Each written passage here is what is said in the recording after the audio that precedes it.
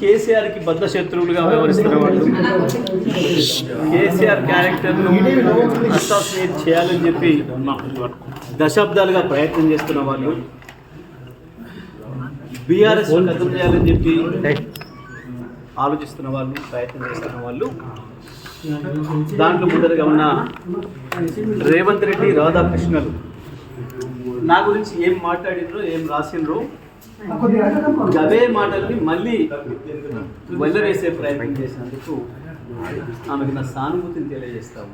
అంటే కవిత వెనకాల రేవంత్ రెడ్డి ఉన్నారంటున్నారు. ఆమె నేను ఏమంటున్నా, వారు ఉపయోగించిన పదాలలో ఈ మధ్యకాలంలో ఆ పదాలను ఉపయోగించింది మొదటగా రేవంత్ రెడ్డి, తర్వాత రాధాకృష్ణ.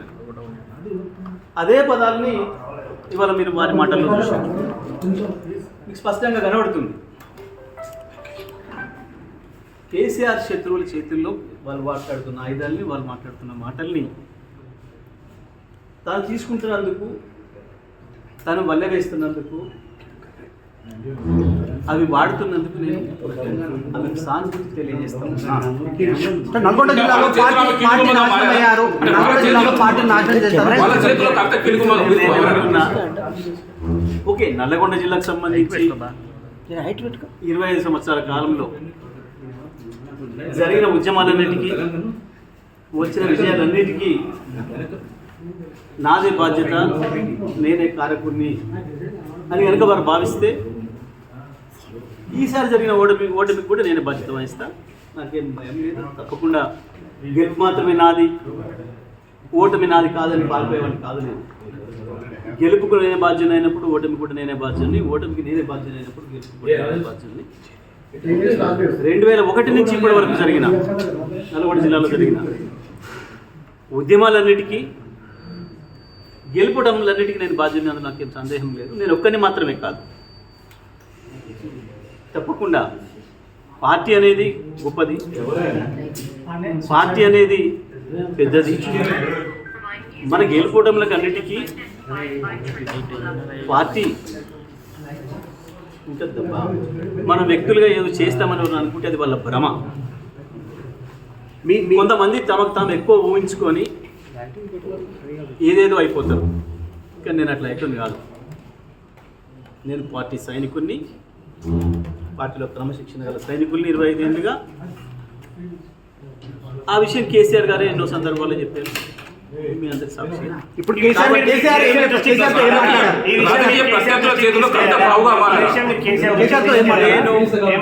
నేను కేసీఆర్ గారిని ఈ మధ్యకాలంలో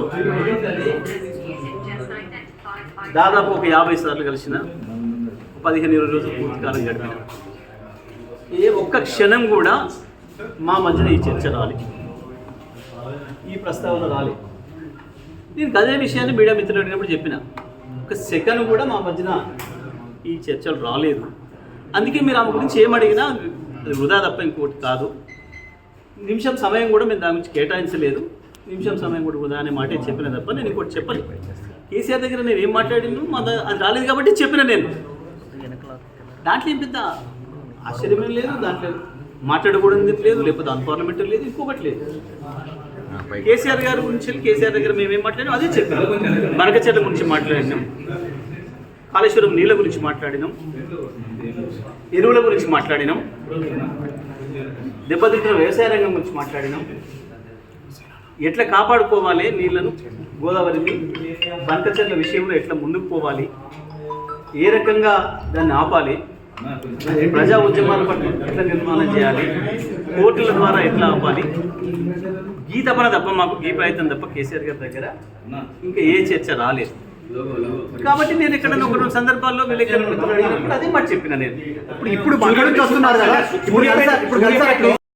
మీరు 1000 సార్లు ప్రశ్న వేసినా నా సమాధానం ఒకటే. కేసీఆర్ గారిని నేను ఇప్పట్లో కలిసిన సందర్భాలలో ఏ ఒక్క రోజు కూడా మాకు వ్యవసాయ రంగానికి సంబంధించి, గోదావరి జలాలకు సంబంధించి, బనకచెర్లకు సంబంధించి, కాళేశ్వరం జలాలను నీళ్ళకి పొలాలకు ఇచ్చే సంబంధం గురించి, రైతుల సమస్యలు, ప్రధానంగా ఈ మధ్యకాలంలో రైతుల ఎరువుల సమస్య గురించి ఇవి తప్ప రాజకీయ విషయాలు అంటే మాట్లాడారు. కేసీఆర్ లేకపోతే కవిత లేరు అని చెప్పి మీరు చేసిన కామెంట్స్ వలన ఇంత జరిగింది అంటున్నారు. కేసీఆర్ లేకపోతే ఎవరూ లేవు, ఎవరూ లేవు, అందరూ సందేహం లేవు. దాంట్లో పెద్ద ఆశ్చర్యం ఏముంది? దాంట్లో పెద్ద పొరపాటు పదమే లేదు కదా. సూర్యాపేటలో మీ గెలుపు కూడా చావు తప్పి కావచ్చు, కొంతమంది అసలే గెలవలేదు కదా, దాని గురించి అంటే రాజకీయ పద్ధతిలో చేసిన ఎమ్మెల్సీ కవిత బావుగా ఏదో ఒకటి గెలిచిన కదా, మరి అసలే ఓడిపోవడానికి వచ్చాడు పేరు మీరు, అది ఎందుకు జరిగింది? జగదీష్ రెడ్డి గారు ఒకవైపు రాజకీయ పద్ధతిలో చేతిలో ఎమ్మెల్సీ కవిత బావుగా మారారా?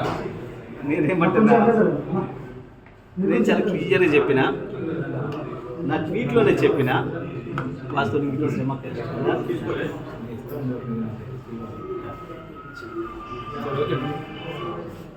రేవంత్ రెడ్డిలు రాధాకృష్ణలు ఈ మధ్యకాలంలో నా గురించి మాట్లాడిన పదాన్ని మరొకసారి వల్ల వేసే ప్రయత్నం చేసినందుకు వారికి నా సానుభూతిని తెలియజేస్తున్నా అని చెప్పిన కేసీఆర్ కలిశారు గజ్వేల్, ఇప్పుడు వెళ్ళి అక్కడి నుంచి వస్తా ఉన్నారు. కేసీఆర్ ఈ సందర్భం చర్చకు వచ్చిందా కవిత కామెంట్ చేసిన అంశం? నేను చెప్పినది ఈ రోజే కాదు, ఏ రోజు కూడా ఆ అంశం మీద చర్చకు రాలేదు. మీరు తీర్మానం